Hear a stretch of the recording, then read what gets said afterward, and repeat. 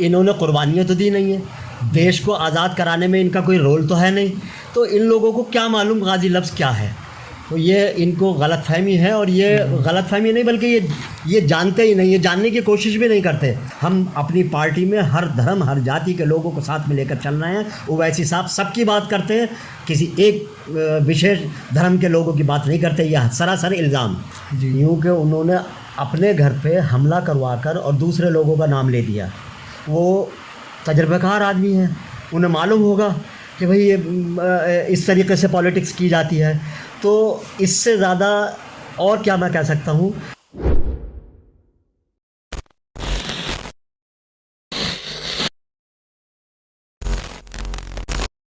नमस्कार, आदाब। फैज़ान फारूकी नाम है मेरा और द पब्लिक व्यू देख रहे हैं आप।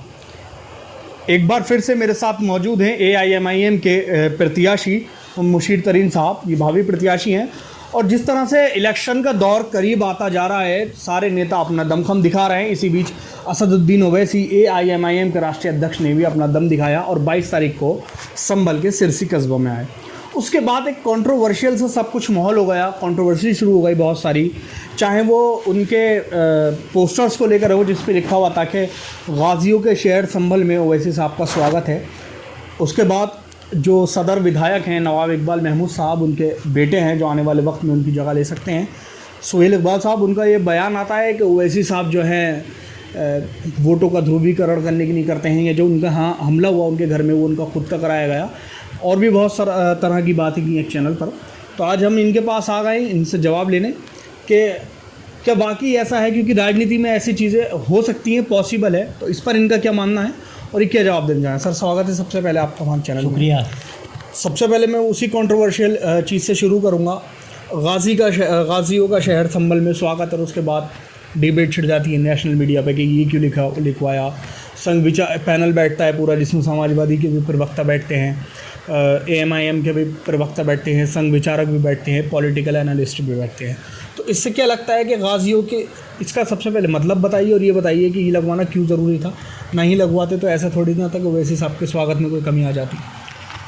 देखिए, इन लोगों की तैयारी तो होती नहीं है। ये लोग जो मुंह में आए वो कह देते हैं। इन्हें हर सूरत में विरोध करना है, और विरोध करके हिंदू मुस्लिम भावनाओं को भड़का करके ये लोग अपना वोट हासिल करना चाहते हैं।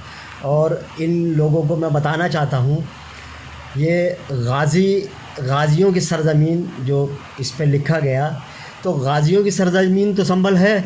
गाजी कहते हैं, पहले इन्हें ये मालूम ही नहीं है कि गाजी कहते किसे हैं। गाजी कहते हैं बहादुर को है। गाजी आप जो है अगर हिंदी में बोल दीजिए, उर्दू में बोल दीजिए, या दूसरी और किसी भाषा में बोल दीजिए, सब आपके समझ में आ जाएगा। अगर हम ये गाजी लफ्ज़ न लिख कर हम ये लिख दें कि बहादुरों के शहर में, योद्धाओं के शहर में, वो भी वही बात हो गई। तो योद्धा हो या बहादुर हो या गाजी कह दें आप, तो इसमें क्या परेशानी हो गई। हमारे चंद्रशेखर आज़ाद भी योद्धा थे, गाजी थे। और इसके अलावा जितने भी जो देश को आज़ाद कराने वाले जो लोग थे, जिन्होंने अपने देश के लिए, हमारे देश के लिए बलि दी, कुर्बानियाँ दी, वो सारे लोग गाजी थे। तो इनकी यही समझ में नहीं आता, ये लोग इन्होंने कुर्बानियाँ तो दी नहीं है, देश को आज़ाद कराने में इनका कोई रोल तो है नहीं, तो इन लोगों को क्या मालूम गाजी लफ्ज़ क्या है। तो ये इनको गलतफ़हमी है, और ये गलतफ़हमी नहीं बल्कि ये जानते ही नहीं, ये जानने की कोशिश भी नहीं करते। अच्छा। कि ये है क्या। तो संभल गाजियों का और पीरों का और बलियों का शहर आज से नहीं, एक ज़माने से है। इसके ऊपर इन लोगों को कटाक्ष करना इनका जो है वो बिल्कुल फिजूल है, और बहुत ही वाहियात लोग हैं ये जो इस तरीके के बयानबाजियाँ कर रहे हैं। संभल आज से नहीं, संभल तो सदियों से जो है वो वलियों और गाजियों का शहर रहा है। तो इसमें कोई शक ही नहीं है। इस पर क्यों बेवजह में अपना बात करनी है। बात करें ये विकास के ऊपर, बात करें ये डेवलपमेंट के ऊपर, सारी चीज़ें ख़त्म हो गई। बात करें गरीबों के ऊपर, गरीबों को रोटी खाने के लिए नहीं मिल रही, गरीबों को रोज़गार नहीं मिल रहा, गरीबों को आप देखिए जो 70 रुपये लीटर तेल पिछले साल हुआ करता था, सरसों का तेल, वो आज 200 रुपये लीटर है, 200 रुपये किलो है। तो इन बातों के ऊपर क्यों नहीं देखते। पेट्रोल देखिए आप, डीज़ल देखिए आप, अभी कुछ दिन पहले, चंद दिन पहले 55 रुपये 58 रुपये डीजल का रेट था, आज 90 रुपये 100 रुपये पार कर गया। तो इन बातों के ऊपर ध्यान देना। दालों के रेट देखिए क्या हो रहे हैं, गरीब आदमी किसके घर जाए, कहाँ पर जाकर वो खाए, किससे वो अपने बच्चों का पेट पालने के लिए कहे, कहाँ जाकर अपना दुखड़ा रोए। इन बातों को ध्यान न देते हुए इन चीज़ों के ऊपर ध्यान है कि इस रोड को बदल दिया, इस शहर का नाम बदल दिया, यहाँ पे जो है वो ये गाजियों की सरजमीन नहीं होगी। क्या पागलपन की बातें, बेवकूफ़ी की बातें ये जो है नाअहल लोग यहाँ पर बैठ गए हैं और तरह तरह के बयान इस तरीके के देते हैं कि जो बिल्कुल सर पे से उतर जाएं। भाई बात करिए आप अपने देश को बनाने की, अपने देश के काम करने की, देश को तरक्की दिलवाने की, देश के लिए काम कीजिए ना। ये क्या तरीका हुआ कि आप देश को एक तरफ हटा दें और उसके बाद में ऐसे काम, ऐसी बातें निकाल कर लाएँ जो देश को तोड़े। तो ये लोग जो हैं देश को तोड़ने की बात कर रहे हैं, देश को जोड़ने की बात नहीं कर रहे हैं। इल्ज़ाम तो वैसे साहब पे भी इस तरह के लगते हैं कि देश को तोड़ने की बात करते हैं, चाहे उनके भाई के कंट्रोवर्शियल बयान हो, या ये कहा जाता है कि वैसे सिर्फ मुसलमानों की ही पार्टी है, उनकी पार्टी का नाम भी इत्तेहादुल मुस्लिमीन है। तो पूरे एनालिसिस कर देते हैं नेशनल मीडिया पे। तो इस पर क्या कहना चाहेंगे आप? क्या ओवैसी साहब खाली मुस्लिम की बात नहीं करते हैं? मतलब ओवैसी साहब ने अगर इत्तेहादुल मुस्लिमीन नाम रखा तो वो इतना बड़ा जुर्म हो गया। और शिवसेना क्या है बताइए आप, शिवसेना क्या है, बजरंग दल क्या है, और बहुत सी पार्टी हैं जिनके नाम इस टाइप के होते हैं। तो क्या वो क्या हैं? उनके ऊपर तो किसी ने कोई कटाक्ष नहीं किया, उनके लिए कोई मनाही नहीं है। एक मुस्लिम नाम अगर आ गया तो उसके ऊपर इतनी लोगों को तकलीफ़ कि पूरे भारत में, पूरे उत्तर प्रदेश में एक अकेला नाम जो है एक पार्टी का मुस्लिम रखा गया, तो उससे इतनी तकलीफ़ हुई। और जबकि वो मुस्लिम नाम रखने वाला इंसान और वो पार्टी सबके हित में काम कर रही है, सारे लोगों को, हर धर्म, हर जाति, हर मज़हब के लोगों को साथ लेके चल रही है। इनका तो खाली दिखावा है कि जो ये नारा देते हैं कि सबका साथ, सबका विकास, सबका विश्वास, ये सब उनका जो है खाली मूली का भ्रम है।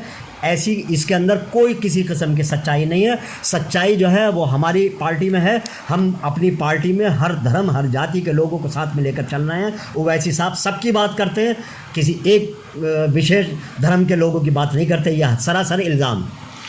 अच्छा, बातें यहाँ की पॉलिटिक्स पर। ओवैसी साहब 22 तारीख को यहाँ आए, उन्होंने समाजवादी पार्टी पर हमला बोला।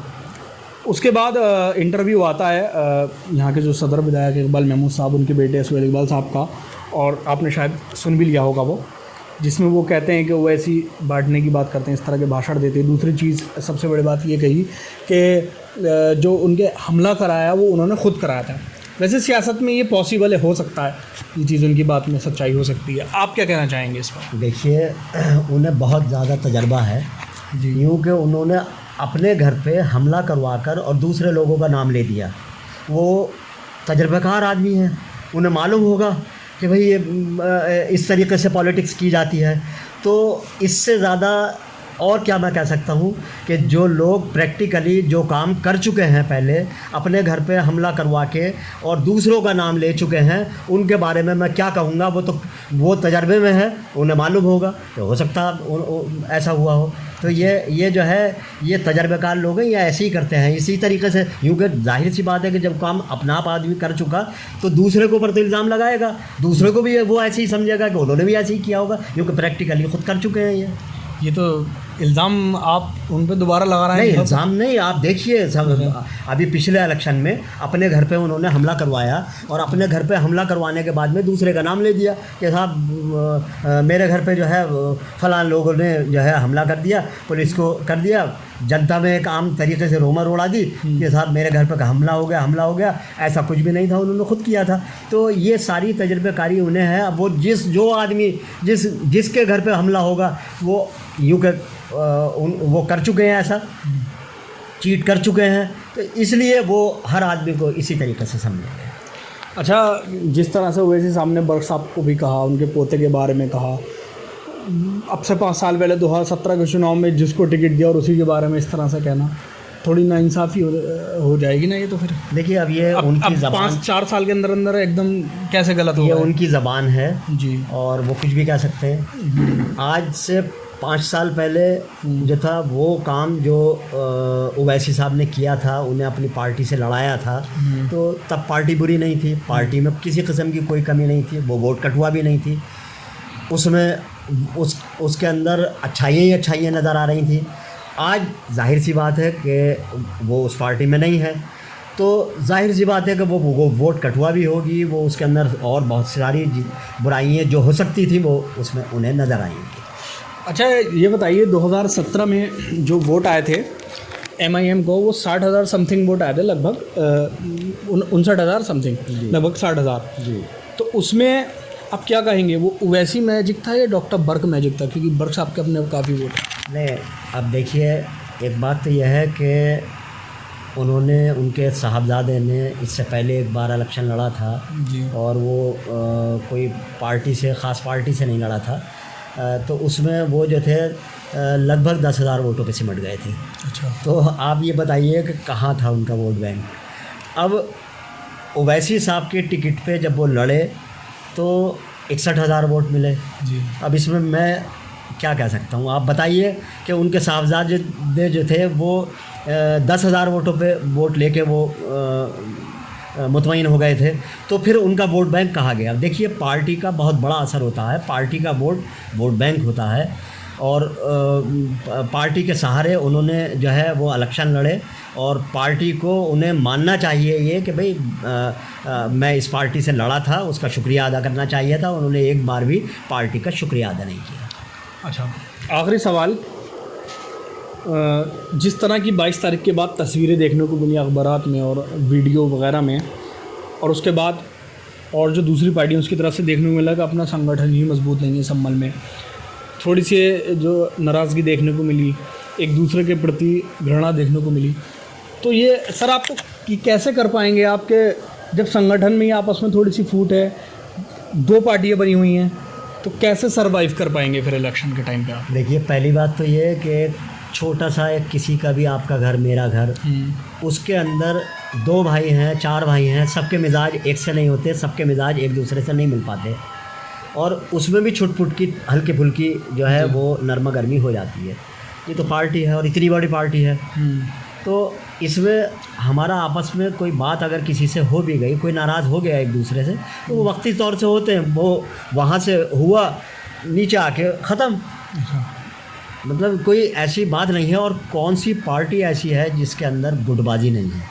बताइए आप, चाहे बीजेपी हो, चाहे समाजवादी हो, चाहे बहुजन समाज हो, चाहे कांग्रेस हो, हमारे यहाँ तो कुछ भी नहीं है। हमारे यहाँ तो हल्की फुल्की किसी में अगर थोड़ी सी देर के लिए कोई नाराज़ हुआ तो 10 मिनट के बाद वो राज़ी हो गया। तो हमारे यहाँ पूरी जड़ें काट देते हैं, पूरे जो मतलब इतना बड़ा महास खड़ा कर देते हैं कि जो संभाले से नहीं संभले, और हुकूमतें जो हैं वो उथल पुथल हो जाती हैं और हुकूमतों को गिरा दिया जाता है। आप देखिए मुलायम सिंह जी के परिवार को, आप देखिए शिवपाल यादव जी को किस तरीके से बिखरा हुआ, किस तरीके से भाई थे वो, तो चाचा भतीजे थे वो, तो इतना बड़ा कांड उन लोगों में हो गया, तो उनके लिए तो कोई भी नहीं कह रहा, किसी को कोई परेशानी नहीं है, उनके बारे में किसी ने कोई जिक्र नहीं किया। हमारा अगर हल्की फुल्की किसी में आपस में 2 भाइयों में कोई बात हो रही है तो उससे हमारे ऊपर क्या फ़र्क पड़ रहा है?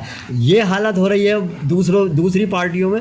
जूते चलते हैं, कुर्सियाँ चलती हैं, तो एक दूसरे को के ऊपर कुर्सियाँ फेंक के मारते हैं, एक दूसरे के ऊपर चप्पल जूतियाँ फेंक कर मारते हैं, तो उनको तो कोई भी नहीं कर रहा।